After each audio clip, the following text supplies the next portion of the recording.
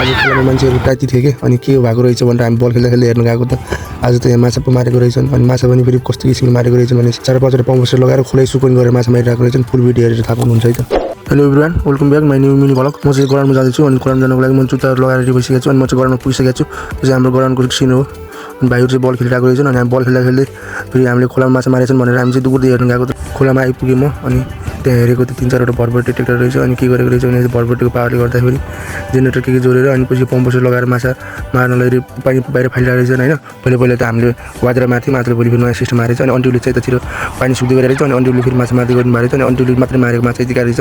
अझ फुल पानी त सुक्न बाँकी नै छ अनि अन्टिउले मात्र मारेको यतिका अनि त्यहाँ पछि भिड पनि बढ्दै थियो अनि सानसानो भाइहरू पनि धेरै आएको रहेछन् कि अब खोलामा माछा मारेपछि त सानसानो केटाकेटी त नजान्छ कुरै भएन होइन अनि त्यहाँ छेउमा फेरि अब सानसानो भाइहरू बल खेलिरहेको रहेछन् भलिबल अनि मलाई पनि रमाइलो लाग्यो म पनि गएर एकछिन भाइहरूसँग खेलेँ अनि भाइहरूसँग खेलेको मजा पनि लाग्यो मलाई अनि एकछिन डेब्री सर्ट बसेको थिएँ म अनि मैले पनि एक सर्ट हानेर अरू पुरा गरेँ अनि म चाहिँ घर आइसकेको छु अहिले चाहिँ म घर आइसकेँ अनि घर आएर चाहिँ मैले मासु पनि पकाएर रेडी भइसकेको छ धनियाँ टिप्न गएँ अनि धनियाँ टिपेर आइसकेको छु अनि आजको यस्तो थियो अनि आजको मिनी भ्लग यहीँसम्म अनि नयाँ मिनी भ्लगमा भोलि भेटौँला अनि त्यही हो नयाँ हुनुहुन्छ भने चाहिँ मेरो च्यानललाई सब्सक्राइब गरिदिनुलाई thank you for watching still happy still supporting my channel by